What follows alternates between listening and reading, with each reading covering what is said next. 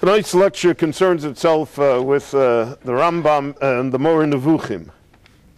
The Rambam was a controversial figure in his lifetime. He remained a controversial figure after his lifetime, especially for the first 2 or 3 generations after his death. But the Rambam remains Hanesher Hagodol, the great eagle.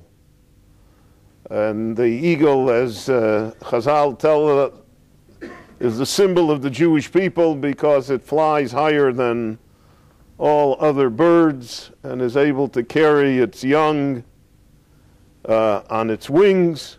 Kenesher Yoyer Kino Al Gozolov Yerachef. The Rambam spread his wings, and all of us for almost 1,000 years, over 900 years from the Rambam's birth, that we're coming to this in the 2035 will be 900 years from the Rambam's birth. We will be able to say that we have all been protected by his great wings. The Rambam is a gentle person, except when it comes to intellectual argument. And when it comes to intellectual argument, the Rambam can be fierce, as his critics were fierce. And the Rambam himself writes in one of his letters that one should never take objection to fierce criticism as long as it is not personal. And in his fashion, it certainly was not personal, but more than that, he enjoyed the debate. And so the Mora Nivouchim, this book that he wrote, so there are a number of misconceptions about it that have to, so to speak, be cleared up. I mentioned that the copy of the Mora Nivouchim that I'm using is the translation of Rabbi Kapach, and from the original Arabic. And this translation, he says, and most scholars say, is much more accurate than the usual translation, which was done by the Ibn Tibbon family. And the Rambam saw it in his lifetime. He said it was a good translation, but he said if he had time, he would rewrite it. But he didn't have time. And so for years, we only had the Ibn Tibbon translation, but now we have this translation by Rabbi Kapach. The Rambam says, Hashem Elokim Emes. The Lord God is truth. What is truth? So the Rambam says that truth belies the fact that there are people who on the exterior can appear as Jews, not only appear as Jews, but appear as good Jews. And we'll see later how strongly he speaks about it. But it's not emes. It's not true. Why isn't it not true? Because there's no intellect in their service of God. They never thought about God. They never thought about the values of Judaism. And the Rambam says in his inimitable fashion, it's like people who chop wood, he says. They do mitzvahs like they chop wood, or like they thresh grain. Meaning that, so we have the great story of Reb Levi Yitzchak of Barditchev, who saw the Jewish people in a different light, in an emotional light. So he saw a Jew greasing the wheels of his wagon with his talis and tefillin on while he was davening. And so somebody said, look at that Shegitz, was terrible, right? In the middle of davening with his talis and tefillin on, he's greasing the wheels of his wagon. And Rabbi Yitzchak said, look at that wonderful Jew, even while he's greasing his wagon, he has talis and tefillin on and he's praying to God. So there's an attitude here.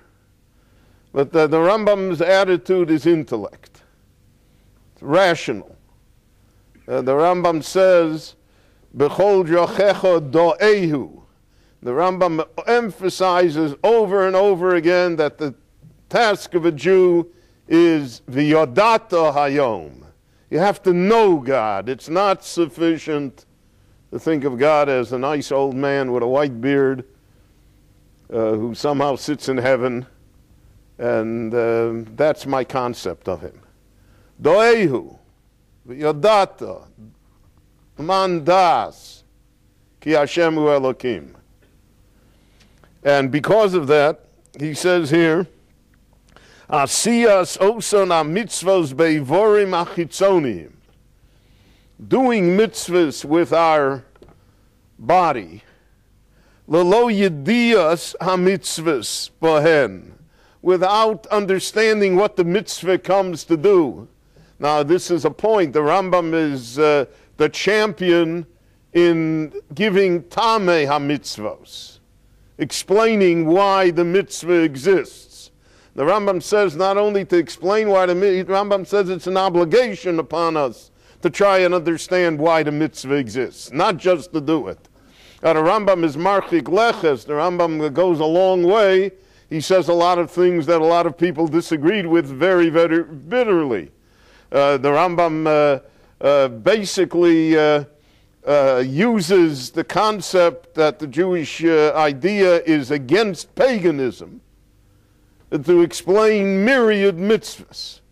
The Rambam says shatnes, for instance. The Rambam attempts to explain mitzvahs that are chukim, that by definition are not understandable.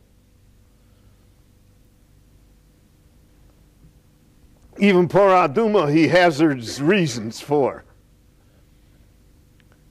So he says shatnes is because the non-Jewish world had a superstition regarding linen and wool together. That if you wore linen, I mentioned today, the red string that exists in the world, right? So linen and wool was like the red string. If you wore linen and wool together, then the gods were pacified. So he says the Torah came and said not to wear linen and wool. He says, Lo savashel g'diba chalevi mo, which we read in today's parsha. So the question is, Lo savashel g'diba chalevi mo, it speaks about milchiks and fleishiks, right? About dairy and meat. So why didn't the Torah just say straight, don't drink milk with a steak? Where did they get such a weird thing?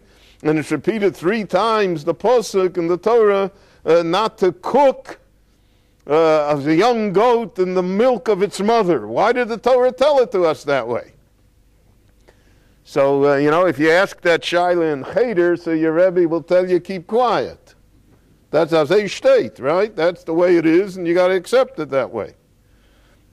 The Rambam says, because in the ancient world, that was the method of worshiping idols. There's a book, a set of books called Olamatanach, which was published here in Israel. It's an encyclopedia on Tanakh, and every pasuk in Tanakh. It's very, very interesting, completely non-traditional, but it has very interesting things in it. So on this pasuk, Lo savashel g'diba chalevi mo, they found all sorts of documents that this was the form of worshiping certain of the Canaanite gods, that they would take the mother of the goat would take they would take the young goat and they would milk the mother's milk, and then they would cook the goat in the mother's milk, and that also somehow was a fertility rite. And so the Rambam says this tremendous chiddush, that the Torah spoke to its generation. The Torah speaks to all generations, but the Torah had to speak to its generation, and the generation of the Makablei HaTorah, the people who stood at Sinai. And the Torah therefore had to express itself in language that would be understandable to that generation.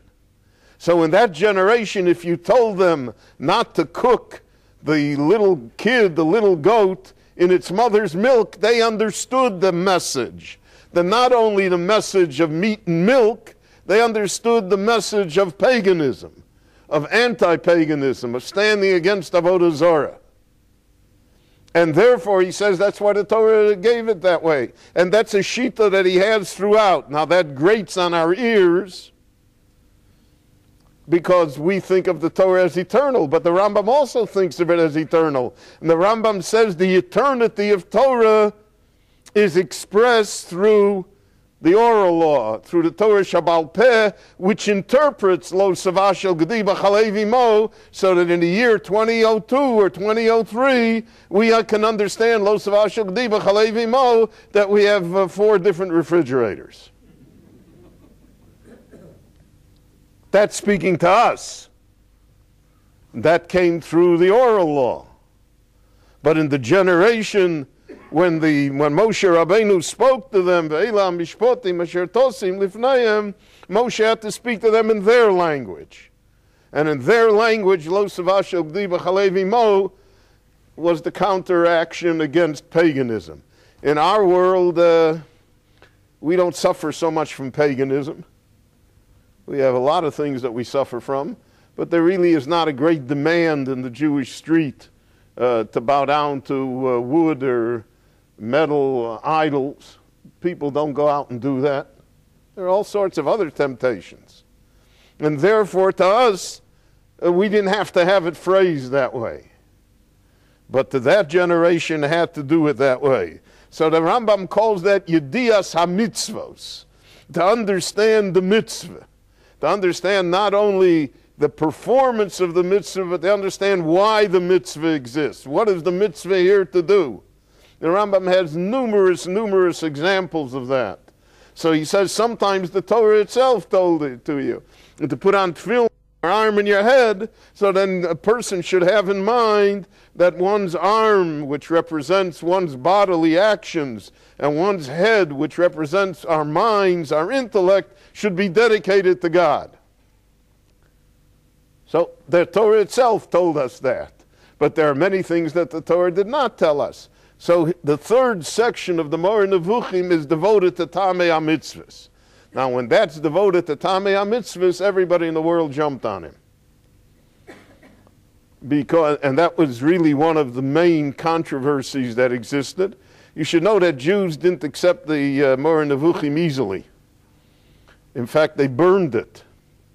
The Zealots, who lived in Provence, so the Yad Ramah, Reb Meir Alevi Abulafia, who was a Rav in Montpellier, in Provence, so he led the charge against the Rambam.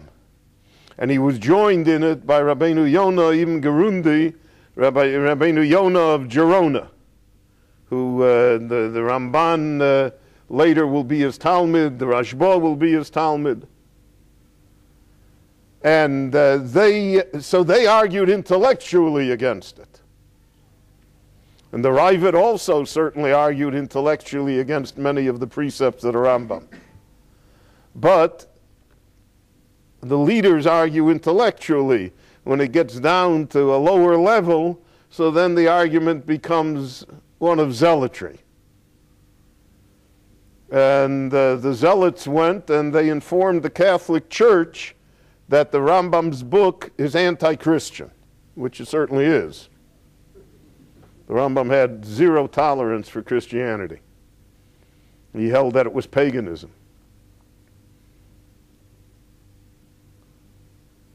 Which the Ashkenazim disagreed with. That's a different discussion. And because of that, the church gathered up all the books of the Rambam, and under the instigation of Jews, burned them. The Rambam was defended by many of the scholars of Provence. Provence in northern Spain was really where the action was, and then in France as well. And what happened later was that the King of France, as I mentioned in one of the other lectures, Louis IX, burned all the copies of the Talmud in France because he said if the Rambam is anti-Christian, it must be based upon the Talmud. The Talmud is anti-Christian. So where the new Museum of the Louvre is, you know, that triangle in the courtyard in Paris, there in 1240, all the copies of the Talmud in France were confiscated and burned. And because of that, all the yeshivas had to leave France, and really the exile from France began then. And because of that, the opponents of the Rambam again, on the upper level said, well, it looks like that in heaven they voted for the Rambam.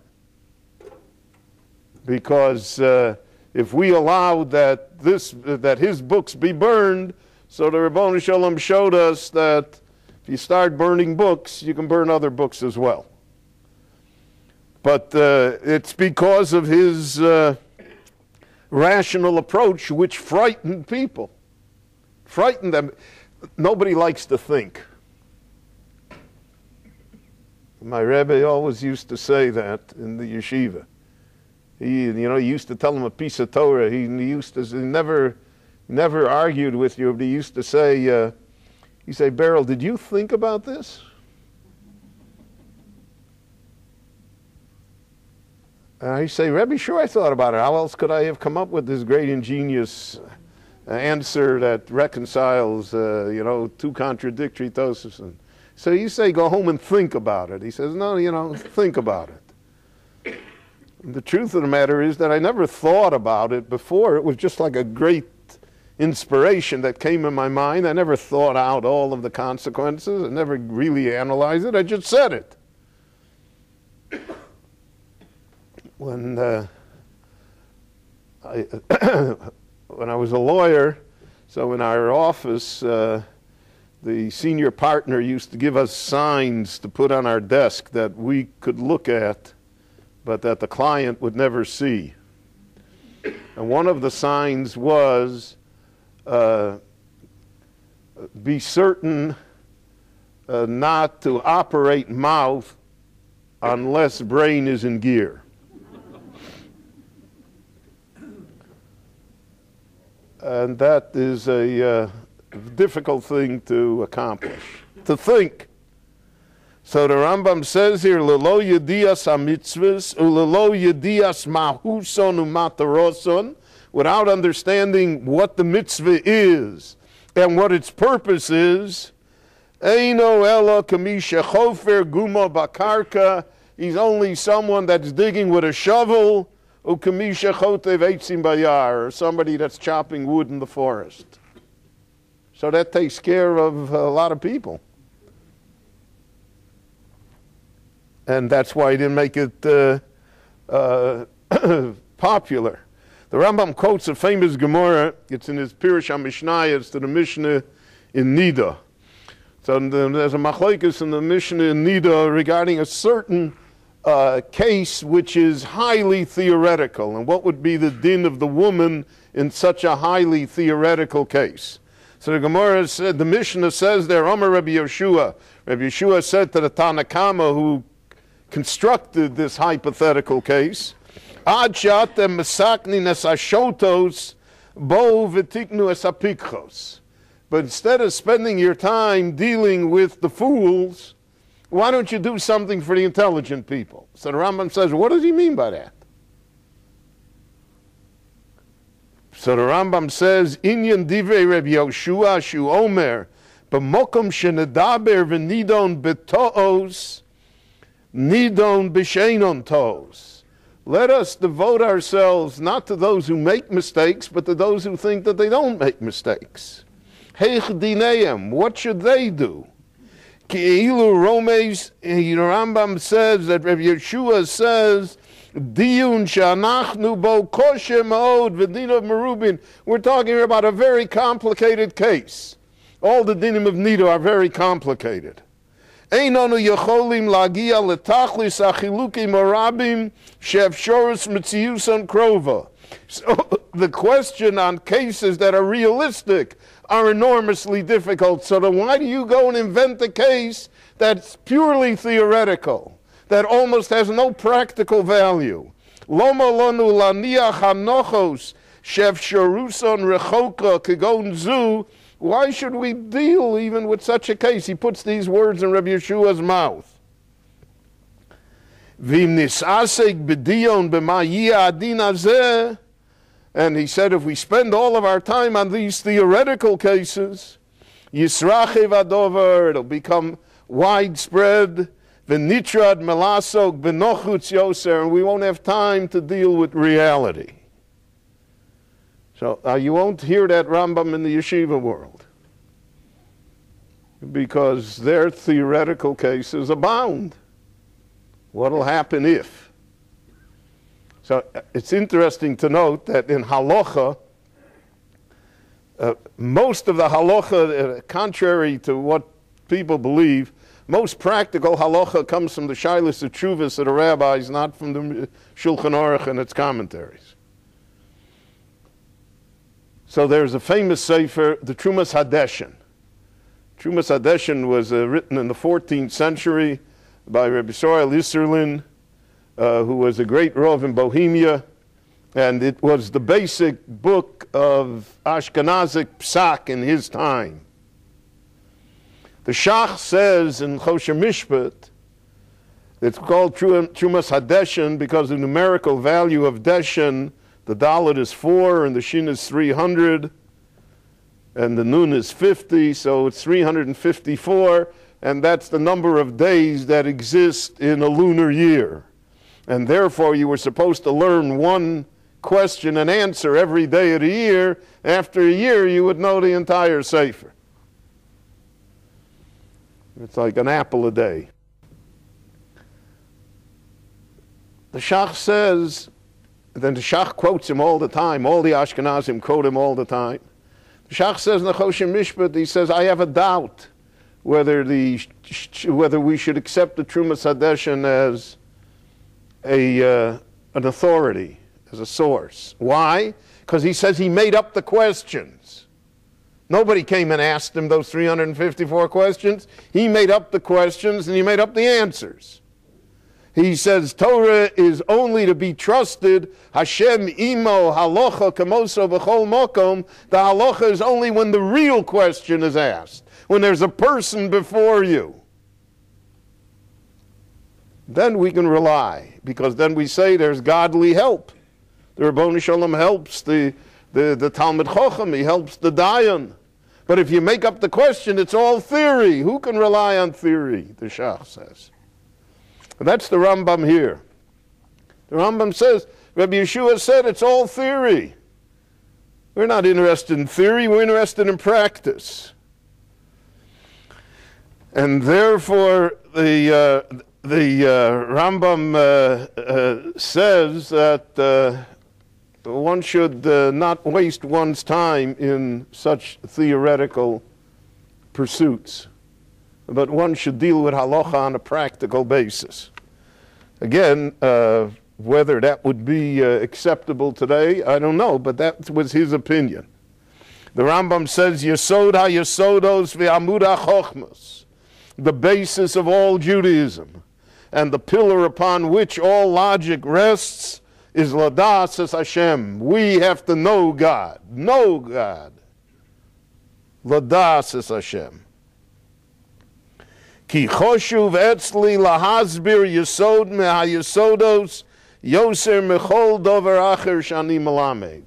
And therefore he said, I concentrate on the knowledge of God. That's what I come to tell you.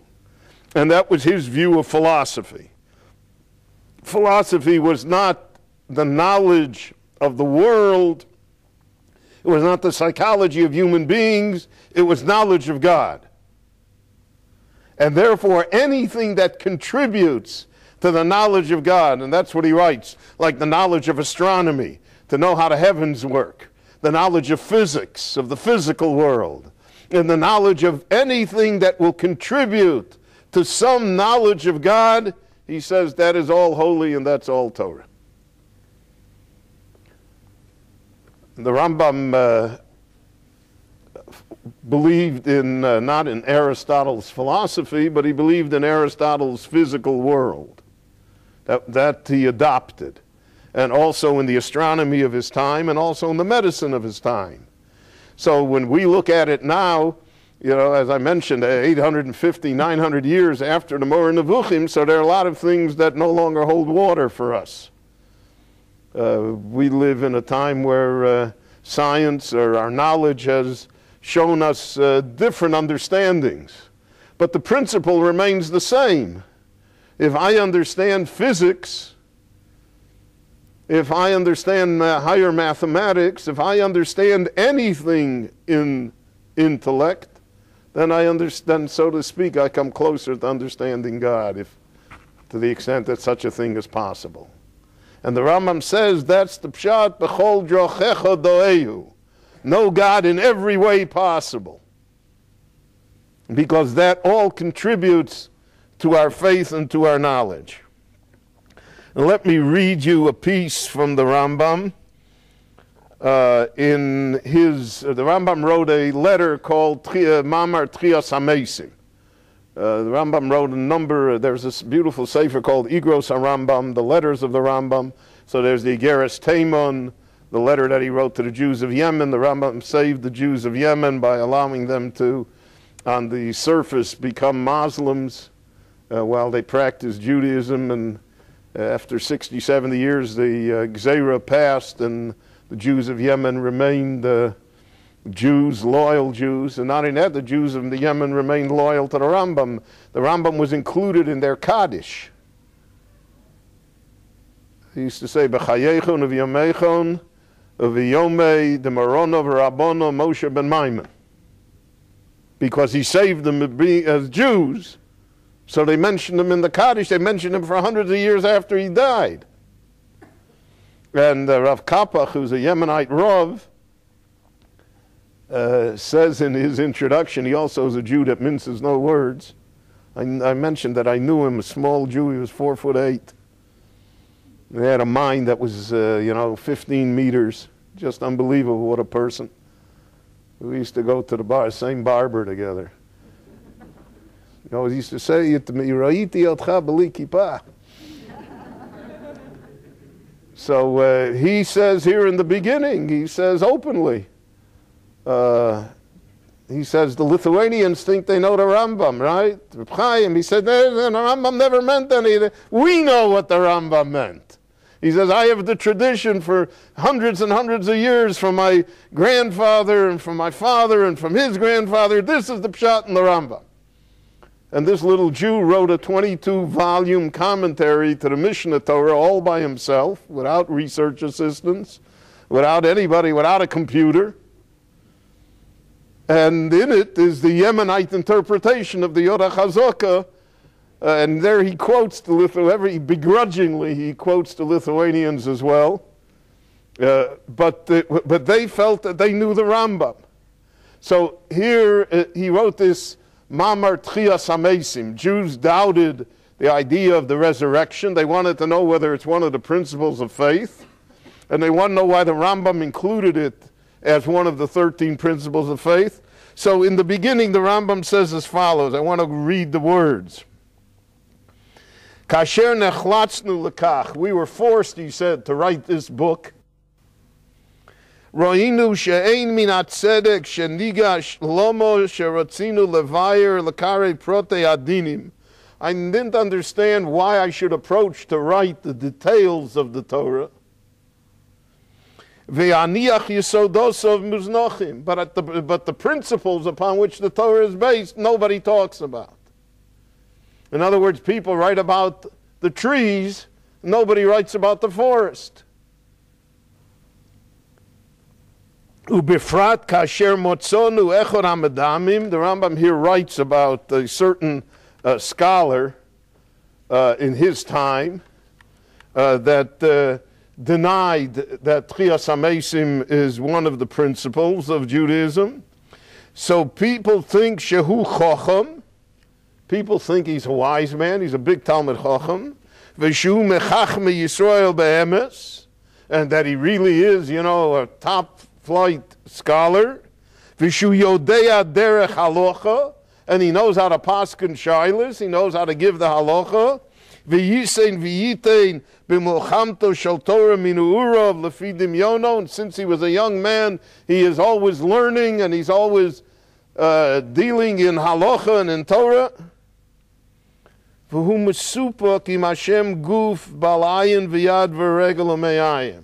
And he's in doubt whether or not God somehow has corporeal aspects to him. Maybe when it says in the Chumash, God's hand, God's eyes, God's ears, he thinks that maybe that's true, that God has eyes, ears, and somehow there is a body to him. So he says, Karo min v'apikeris. I call him to be a min, and he's a big Talmud Chacham. I say he's an apikeris, the Rambam says.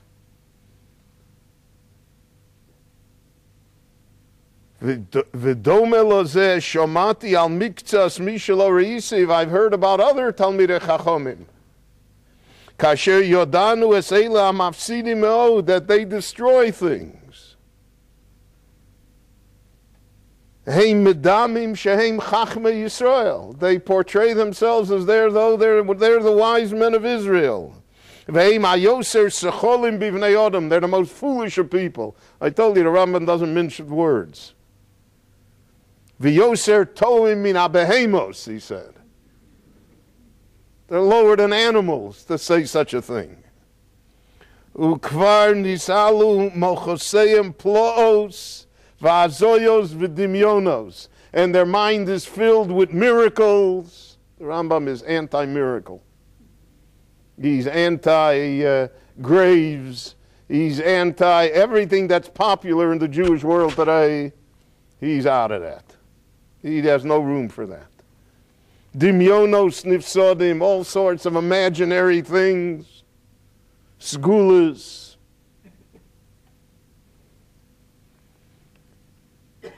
Ra'inu shekein roish and nevayer b'chibureinu. So therefore I included in my work, in the Yoda Chazokah, the first part of the Yoda Chazokah has nothing to do with practical halacha. It talks about Jewish belief. Klomar ma shekoshur b'yichud. What do we mean that God is one? What is one? We say it Hashem echod. What is that? What does that mean? So we say it, and we say it twice a day, at least, and that's our mantra, that's our slogan. So that everybody say, what's the pshat? What does it mean? Only exist. Yeah, I don't. So you're saying your pshat, right? We have to say what his pshat is. So, what's the idea of yichud? So the Rambam says yichud is not one. Yichud means unique. It doesn't mean one. Because if you say one, then there has to be a two. In logic. Olam haba. What do people think about Olam haba? The Rambam portrays for us a very bland time of Mashiach. The Rambam's messianic era is much more bland, and so it could be that 950 years or 900 years later, we can't afford to have a bland Mashiach. Pay too high a price to get here. So we raised the bar that the Mashiach will have to do a lot of things already. But in the Rambam says, the Rambam paskins like Shmuel, Ein bein yemos hamashiach lolam hazeh lo shibud malchios bilvad. The only difference between Yemos HaMashiach and now is that, in the UN they won't vote against us. So that's Mashiach. And the Rambam says specifically, he says it'll be a time when it'll be easier to make a living. But the Rambam says, Al Yadame, don't think that golden apples will fall off the tree. He said it'll be easier to make a living so people won't have to work so hard, so they'll have more time for intellect, for study, for Torah.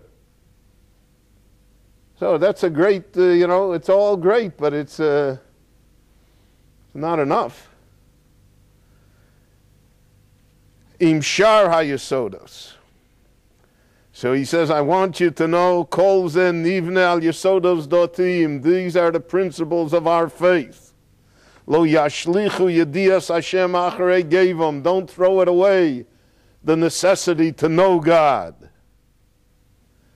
Elo yosimu shifosom agdola vishtadlusom b'ma sheyaviu l'shleimus v'yikreveim laboram. The knowing of God, the intellect, will bring us closer to Him. Ashrei ish asher yishma el mitzvasecha. So it doesn't say Ashrei ish asher yishmor es mitzvasecha. That will observe.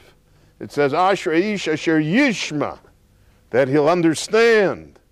He'll have an intellectual appreciation. Shein tzadik gomur, the only tzadik gomur that exists, the Rambam says, is a bal chochma she'ose mitzvahs eila v'yodon borer. That he does mitzvahs and he knows clearly why he does mitzvahs. Well, that, that's really, it's a radical idea. And it's one that really be hard to say that the masses could accept such an idea.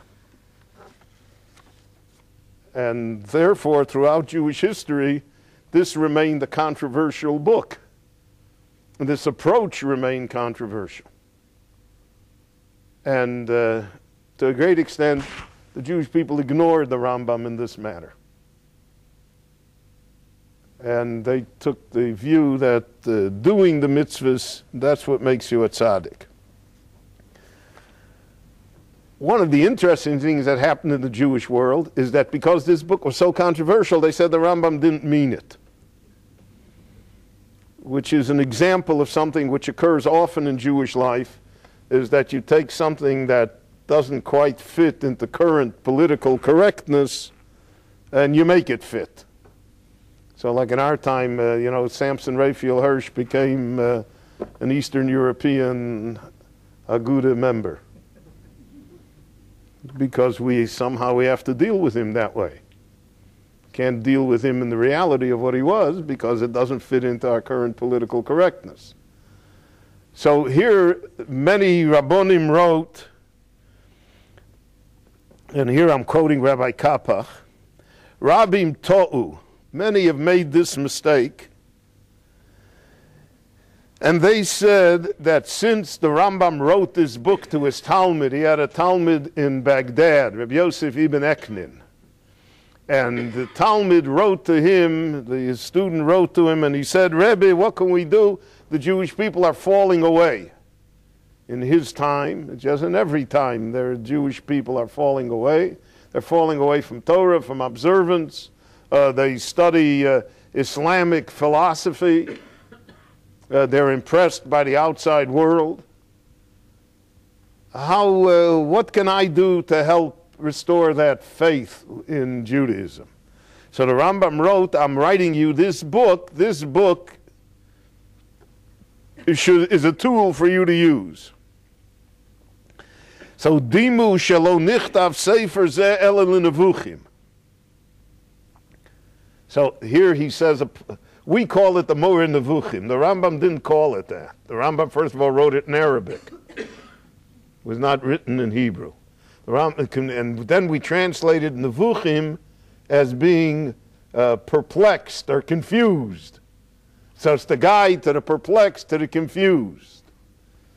So then we say, well, the book was written for people who are confused, but I'm not confused, so I don't need the book. It was not written for me. It does not in any way reflect my problems. Dimu kimasha kosav Rambam shom, that ayin b'madoy apilosofio, that one should study philosophy, v'yeda in yoneim, and should know science and other things. So he said, that was only the Rambam wrote it for them because of the fact they were falling away. They were not strong in their faith. So he wrote this kind of a book. So this kind of a book is like a, what shall I say, a kiruv book in which we're trying to attract you, but it doesn't represent the real. Once we catch you, then we'll tell you the real thing, right?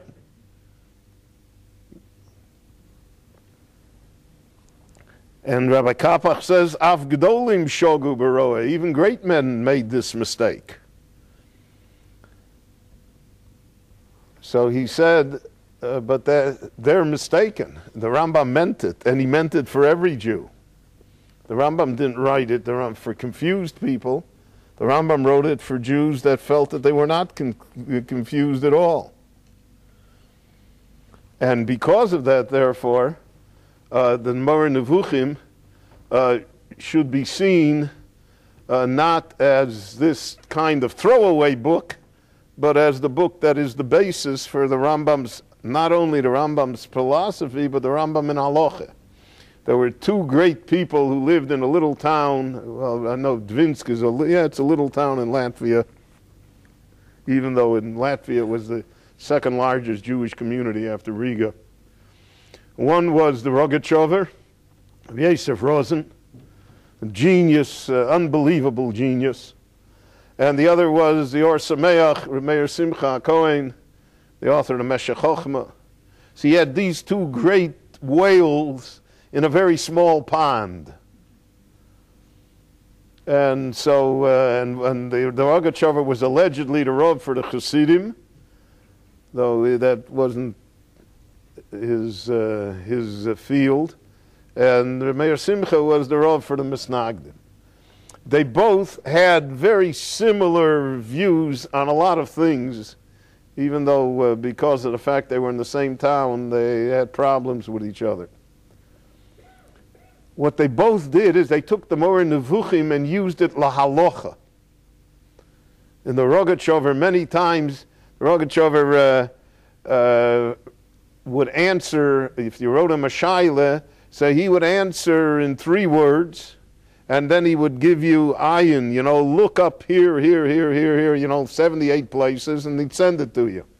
And then, you could spend months. The Rogachover called his book Tzofnas Paneach, because his name was Yosef.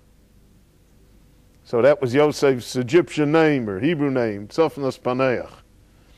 But Tzofnas Paneach also means to uncover what is hidden, right? Lefaneach, to uncover what's tzafun, what's hidden.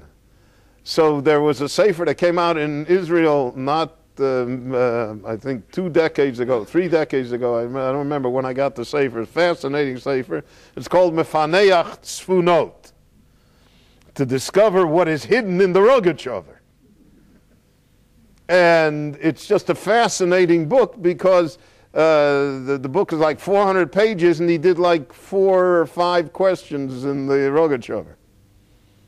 But the Rogachover says many times, I am b'mor nevuchim. Look in the Mor Nevuchim and you'll see. So the Mor Nevuchim to him is halacha. It's not philosophy. It's not a book of hashkafa. And Reb Meir Simcha also used the Mor Nevuchim lahalocha to answer tshuvas. And many times he used it in his famous commentary to the Yorah Chazoka, to the Rambam, to the Or Sameach. He brings a proof that his interpretation of what the Rambam means lahalocha is true, because in the Mor Nevuchim this is what he wrote. So these people saw the Rambam as a whole, seamless, not divided, whereas most of the Jewish world was unable to accept that. And therefore they dealt with the Rambam as though he were different personalities. So there's the Rambam that's a doctor, and there's a Rambam that's a philosopher, and then there's a Rambam, the sits and learns, right? That he sits and learns and he writes for him. So you could pick and choose which Rambam you wanted. But it's obvious, in my opinion at least, that the truth of the matter is that the Rambam was all of these things at once, and that he was a person that was a genius beyond words, scholar beyond words, but that he was a whole person, and he saw all of this as being part of his personality. He didn't divide it amongst themselves. I want to conclude by reading you from the Mor Nevuchim his example of Judaism. He has a parable. This is in the 3rd chelek and in the 51st section of the 3rd chapter. He says, he gives a great palace. So if we've ever gone to a great palace, so there are gardens outside, and after the gardens you come to the guard house, and after the guard house you come to the entrance to the palace, and after the entrance to the palace you come to this great foyer. You don't walk in on the king immediately, and then there's a reception room, And then you finally get to the throne room. So the Rambam says that the Torah is like that too. In the throne room, Kaviyochel, is Yedias Hashem. On the outside, the gardens, that's the tradition of the Jewish people. The entrance is to do the mitzvahs. Then the knowledge of the Torah. Then knowledge, creativity itself, etc., until finally, if you get all the way, then you can get in to see the king. He says many people are so impressed by the garden that they don't go in. The garden is beautiful. There are many people that are so impressed by the foyer, they don't go in. There are many people that don't realize that you're supposed to get in. So this is what he says. Amei Oretz ha'oskim b'mitzvahs. You hear how he calls them? Jews that do mitzvahs, they're Amei Oretz. They're, the ignorant people who do mitzvahs. Heim b'chotzer. They're happy to be in the courtyard, in the gardens. Those that go inside a little more, they already are wiser people. They believe the Jewish traditions, right? They believe in Sinai. I believe it, my grandfather told me. Oskim bedine masa avodos.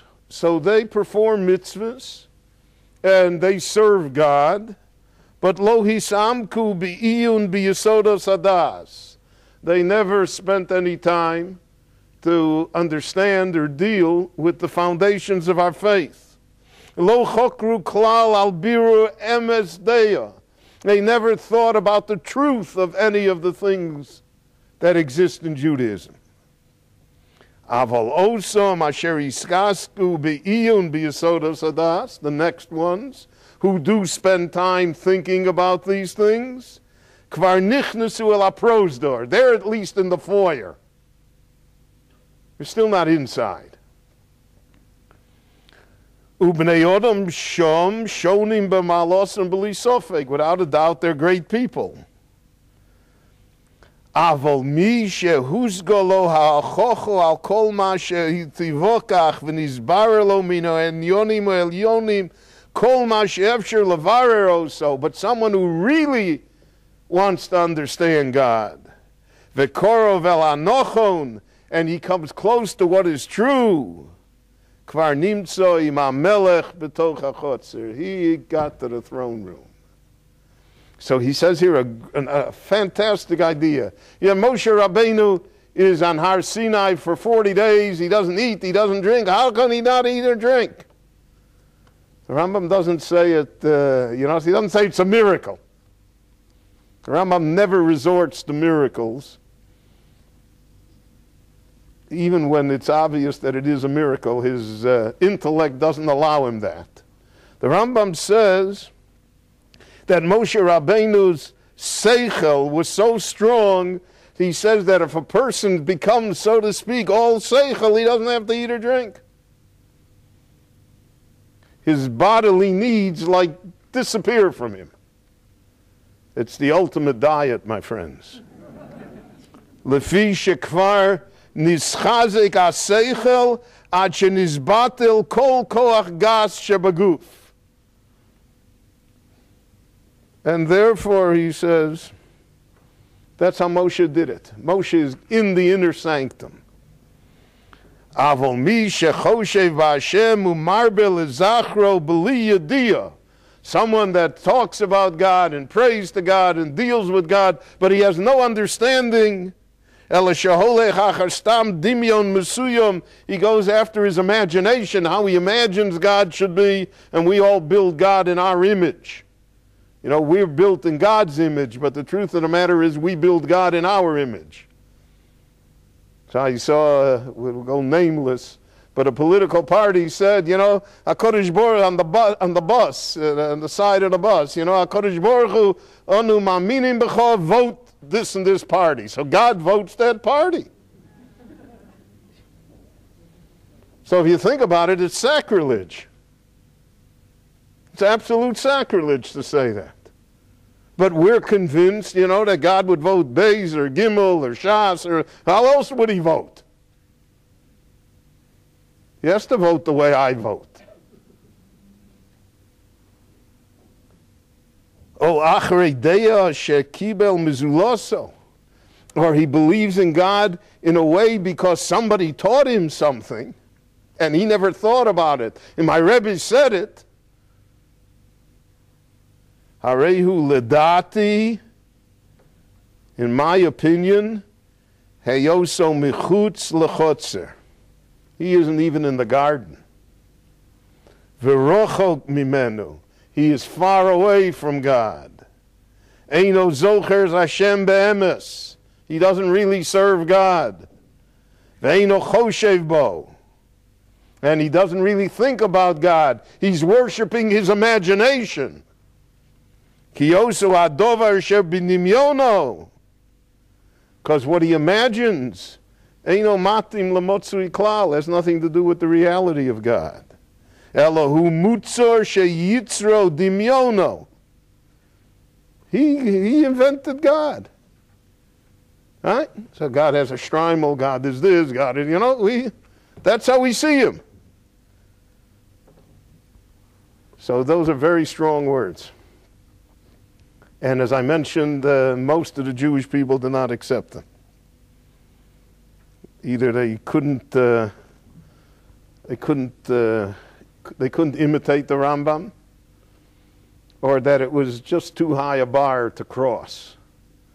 But that doesn't change the fact that he said it, and it doesn't change the fact that he meant it, and it doesn't change the fact that a little more knowledge, reality, rationalism could be used in the Jewish world today. And that it's not all mumbo-jumbo. And it's not all, you know, I heard the guy that got in the 38th seat for the Likud, what's his name? Kara, Ayub Kara. So I heard an interview with him in the morning before the soldier vote came in. So the sweet lady interviewer, I don't know where they get such wonderful people on Kol Yisrael, you know, that, you know, right away asks you, did you stop beating your wife yet? Or, you know, like, it's the first question. So she asked him, how does it feel to be number 38 when only 37 got in? That's the first question, right? How do you feel about it? So he says to her, he says, Nireh?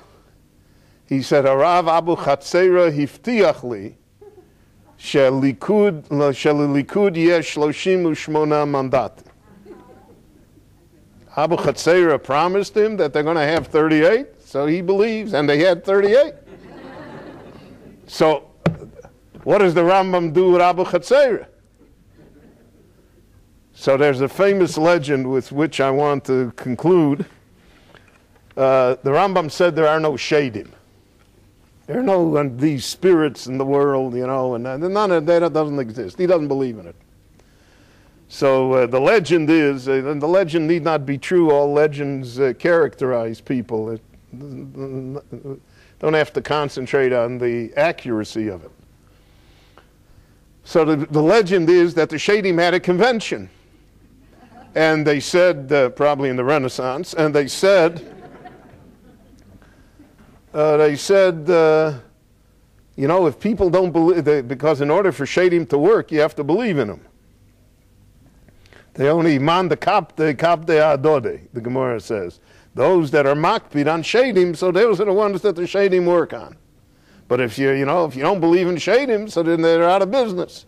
So they said, now that the Rambam said there are no Shadim, nobody's going to believe in us. What's going to be? We're going to be out of business. So they decided they'll put a demonstration in the backyard of the Rambam's house to show him that there are Shadim. So there was a tornado and thunder and lightning, and the Shadim put on a big show. So his son, Rabbeinu Avraham, said to him, Father, what do you say now about the Shadim? And the Rambam is reputed to have said, there are no Shadim. but in heaven they're testing me to see whether I believe there are no shadim. So there is no Abu Chatzeir, right? But in heaven they test us. But the Jewish people basically do believe in these things. And therefore the discussion of the Rambam remains very relevant until our time, simply because of the fact that the Rambam is certainly a minority. Now the Rambam is, the Meiri held with the Rambam, a great deal of the Maharal Prague is based on the Rambam. I think that many of the great fans of the Maharal Prague really never really read what he says, because he also is very, very different. It's interesting that the legend of the Golem should be attributed to the Maharal, when the Maharal himself, I don't think, would believe in the Golem. It's also interesting that the legend of the Golem didn't arise till 100 years after the Maharal died. So even though there are biographies written in the Jewish world of the Golem, and it's accepted as fact, the likelihood is not that way. But I think that it's in the darkness of our exile and the troubles that the Jewish people have experienced, it's extremely difficult to maintain a rational position. The only way the Jewish people survived is by seeing supernatural things, by dealing with the irrational, by saying that there's a real world and this world is not the real world, and that in the real world somehow these bad things won't happen. And the whole idea of the great messianic era of exalted expectations. Part of the problem with Eretz Yisrael that we have is that it's real. It doesn't live up. You know, we thought the Jewish state. So we thought in the Jewish state, you know, the city of Tel Aviv didn't have a jail till the 1920s. And the first 5 years or 4 years, there was nobody in the jail. So Bialik wrote an article that was published in Davar, I think. Bialik wrote an article that you have to have Yiddish Ganovim, he said. You have to have people in the jail. We're not going to be a real society. I mean, so his prediction came true in a way that, you know, Baruch Hashem, there's no shortage. But the idea was that we could build a society without a jail. And because since we have a jail, and the jail is full, so we're disappointed in our society. Because we had these exalted ideas. But if it were not for the exalted ideas, we never would have had Tel Aviv either. We never would have come to that level. So that's the balance here. And the balance that Jewish history teaches us. But the ideas of the Rambam, the ideas of the Mora Nevuchim, have validity. They certainly have a place in our world. A world that unfortunately is real, and that can stand strong doses of realism and rationality. And that, combined with our faith and our belief, and with the fact that there are powers that we cannot easily explain, is the combination that allows the Jewish people to survive and prosper even until today.